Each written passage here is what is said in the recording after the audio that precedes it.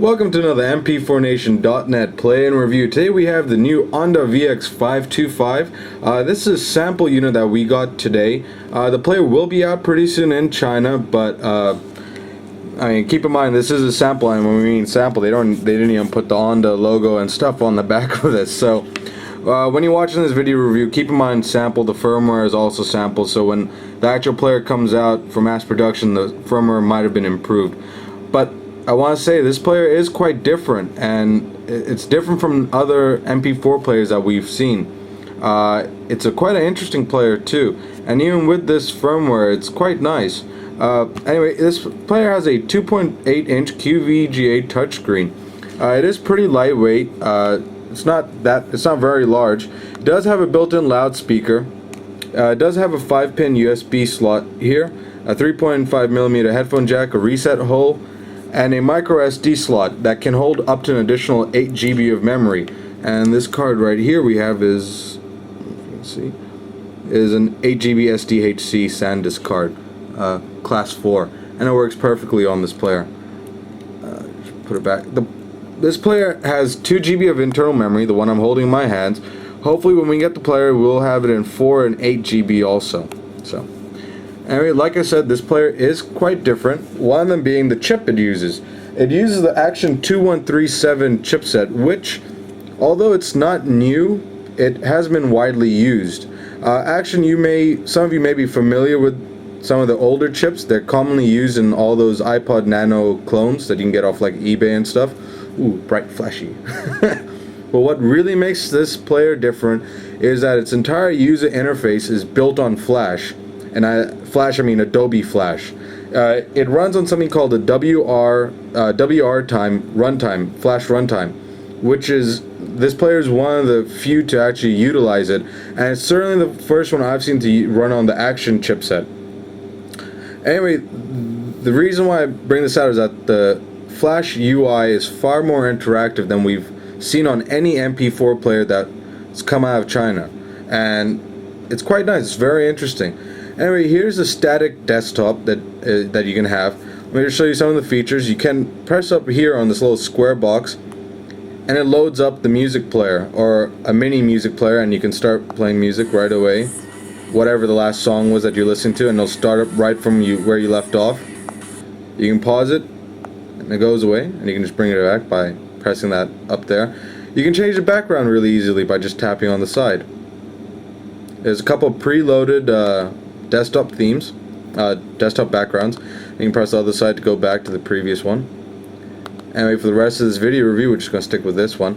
And you can change from the menu to the clock, and it does retain the time, which I know I'm bringing this up. Some of you who aren't familiar with MP4 players may think that's strange to say, but a lot of MP4 players have a hard time keeping time. Anyway, here's the settings, and you can go into the about, and you can see this is WR time Amuse firmware 0.1. For some reason it doesn't show how much internal space there is. There is 2 GB of memory here. The card space, you can see, can detect it has an 8 GB card. It does read through how many songs and videos and photos and stuff are on the internal memory. It doesn't read through how many are on the card. It does have a wide variety of language support, so from English, Portuguese, Italian, to Chinese, to Japanese, to Korean. Lots of language support. You can even change the main menu style, so we're right now on small icon static, and then you can change it to sliding, which I'll just show you in a bit.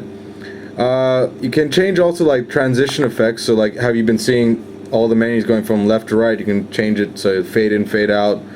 Yeah, pretty much you can understand how they look. It does it pretty well, not that smoothly, but again, this is just sample firmware. You can change the date and time, and you can have the lock screen, where I'm just going to change it and go through, and you can see the lock screen. Oops. As you see, this is a different desktop where you're sliding, and I'll just wait for the lock screen to come up. Overall, the touchscreen quality is actually, I'm very impressed with it. I was expecting, it to be not very sensitive, but it actually really is. And see, the slide is like it's actually really good. I'm actually genuinely impressed with the touchscreen because I wasn't expecting anything like this. It certainly isn't as good as the S Flow, but I can't be a judge of that. Oh, damn it! And let me just change the lock so it doesn't keep locking on us. Close. It could be that the touchscreen.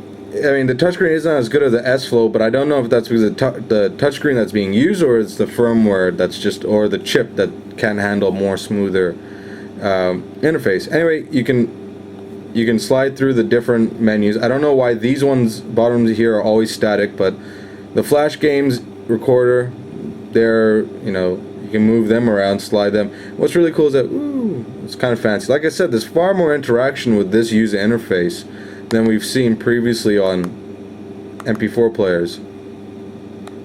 Anyway, let me just show you the flash games. It does play shockwave games pretty well, actually.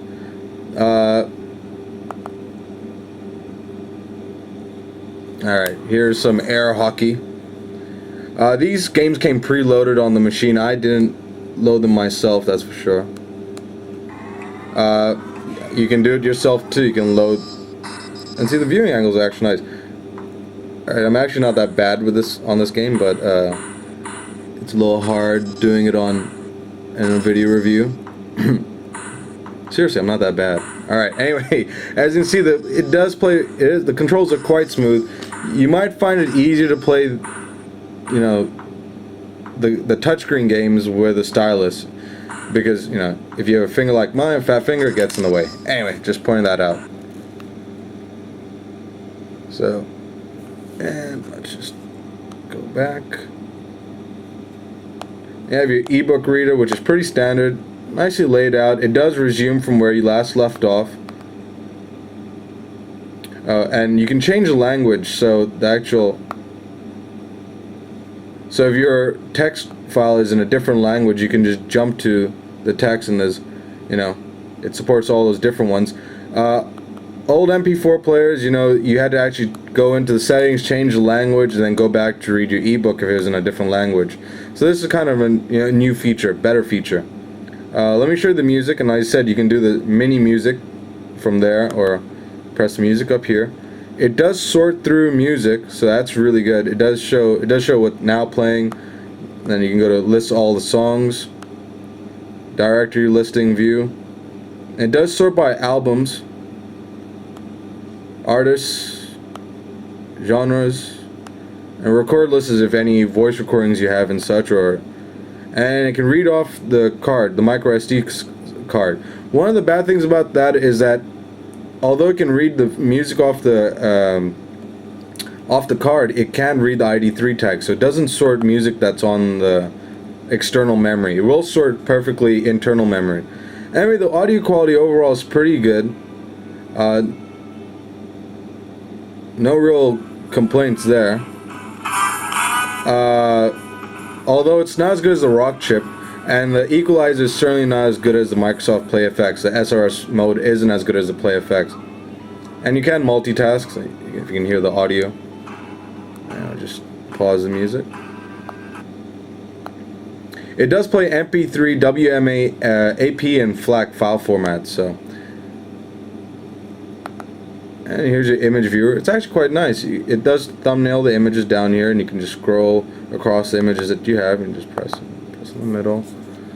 And the zooming's nice. And this is great for if you have comic books, because this thing pans really, really well.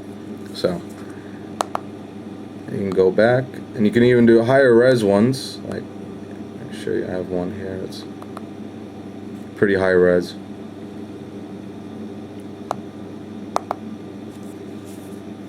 Looks alright, and then you can just zoom in. So, there you go. There's the image view.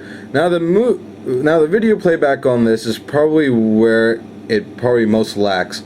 Videos have to be in a 320 by 240 resolution for them to work on this. I'm not sure if that goes for RMVB, but it is true for AVI. If the AVI file is anything more than 320 by 240, it will not play at all. But otherwise, it does play quite smooth, as you can see. And fast forwarding is really easy on this.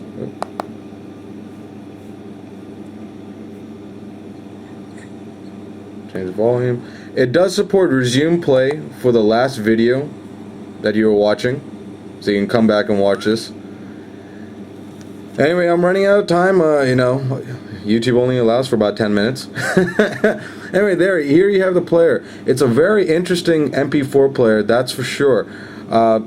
Look for this on our site in another 2 to 3 weeks. It'll be really cheap. The 8 GB will be, you know, could be under $80. So there you go, the Onda VX525. Head on over to mp4nation.net to check this out, or head on over to our forums to discuss this. Thank you.